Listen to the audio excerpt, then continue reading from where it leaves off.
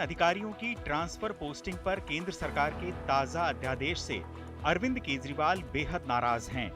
केंद्र सरकार ने इस अध्यादेश के जरिए अधिकारियों की ट्रांसफर और पोस्टिंग का आखिरी फैसला लेने का हक वापस उपराज्यपाल को दे दिया है।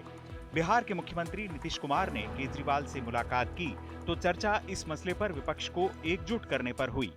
मैंने उनसे निवेदन किया, अभी वो पूरे देश के अंदर विपक्ष को एकत्रित करने में जुड़े हुए हैं। मैंने उनसे निवेदन किया कि अगर सारा विपक्ष इकट्ठा हो जाता है, नॉन बीजेपी सारी पार्टियां इकट्ठी हो जाती हैं, तो एक तरह से राज्यसभा के अंदर अगर ये इसको बिल के रूप में लेके आते हैं तो इसको बिल के रूप में हराया जा सकता है राज्यसभा के अंदर।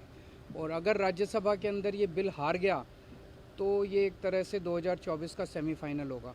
फिर एक मैसेज चला जाएगा पूरे देश के अंदर, ये बिल अगर हार जाता है तो मैसेज पूरे देश में जाएगा कि 2024 के अंदर बीजेपी की सरकार जा रही है। तो सब लोग तो सहमत है ही, और उसके बाद अगर इस तरह की कोई बात होगा तो जो कह रहे हैं हम लोग पूरे तौर पर इनके साथ, ये जो भी कह रहे हैं बिल्कुल ठीक कह रहे हैं, इनके साथ हम लोग हैं। जहां तक लोकसभा की बात है, सरकार के पास पूर्ण बहुमत है, इसलिए केंद्र के अध्यादेश को राज्यसभा में रोकने के लिए अरविंद केजरीवाल मुहिम शुरू करने जा रहे हैं। वो चाहते हैं कि अध्यादेश को कानून बनाने के लिए लाए जाने वाले बिल के खिलाफ विपक्षी पार्टियां एकजुट हो जाएं। बिल राज्यसभा में पारित न हो पाए और सरकार हार जाए, जिससे लोकसभा चुनाव से पहले सरकार के खिलाफ विपक्षी एकता का संदेश जाए। इस सिलसिले में अरविंद केजरीवाल मंगलवार को कोलकाता में ममता बनर्जी से मुलाकात करेंगे।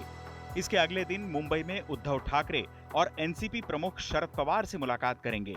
जाहिर है, इस अध्यादेश को गिराने के लिए कांग्रेस समेत दूसरे दलों के समर्थन की दरकार होगी। सवाल यह है कि क्या इस अध्यादेश के खिलाफ राज्यसभा में विपक्ष एकजुट हो पाएगा। फिलहाल 245 सीटों वाली राज्यसभा में 239 सांसद हैं। 92 सांसदों के साथ बीजेपी राज्यसभा में सबसे बड़ी पार्टी है। इसके बाद कांग्रेस के 31 सांसद, टीएमसी के 13, आम आदमी पार्टी और डीएमके दोनों के 10-10 सांसद, बीजू जनता दल और वाईएसआर कांग्रेस के 9-9 सांसद हैं। आरजेडी, समाजवादी पार्टी और जेडीयू में से हरेक के 5-5 सांसद हैं, जबकि टीआरएस के सांसदों की संख्या 7 है।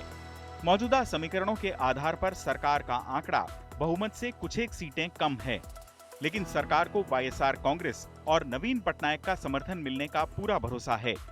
फिलहाल नवीन पटनायक और प्रधानमंत्री नरेंद्र मोदी के संबंधों में खटास जैसी कोई बात दिखाई नहीं दी है।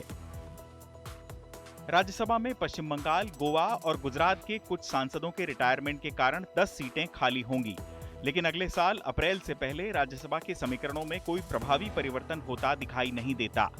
फिर अभी यह भी तय नहीं है कि केजरीवाल के साथ अध्यादेश के मसले पर कितने दल जुड़ पाएंगे। हाल ही में सिद्धारमैया के शपथ ग्रहण समारोह में कांग्रेस ने केजरीवाल को नहीं बुलाया था।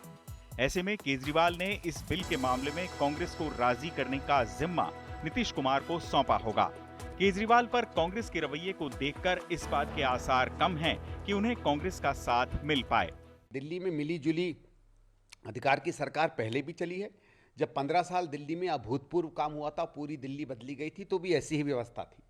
आपको रोने वाला बच्चा चाहिए, हर मिनट में मम्मी मम्मी चिल्लाए कि मुझे कुछ नहीं किया कि देने चाह रहा, जो केजरीवाल का तौर तरीका, तो ठीक है, आप इस बात को मान सकते हैं। केजरीवाल की एक फेल सरकार है और ये दुनिया भर पर उंगली उठाता है, क्योंकि आज उसके ऊपर हर चीज़ पर उल्टा पड़ रहा है। भ्रष्टाचार में आज इतनी बुरी तरह ये फंस गया है कि किसी भी दिन, मेरे ख्याल से इतिहास में पहली बार होगा भारत में कि एक चुना हुआ मुख्यमंत्री जो है कम से कम 8-10 साल के लिए जेल जाए। हालांकि बिल पर कांग्रेस का स्टैंड पूरी तरह साफ नहीं है।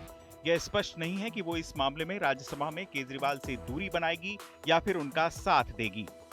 ऐसे में आने वाले दिनों में ये देखना दिलचस्प होगा कि दिल्ली की इस लड़ाई में केजरीवाल अपने साथ कितने विपक्षी दलों का साथ जुटा पाते हैं।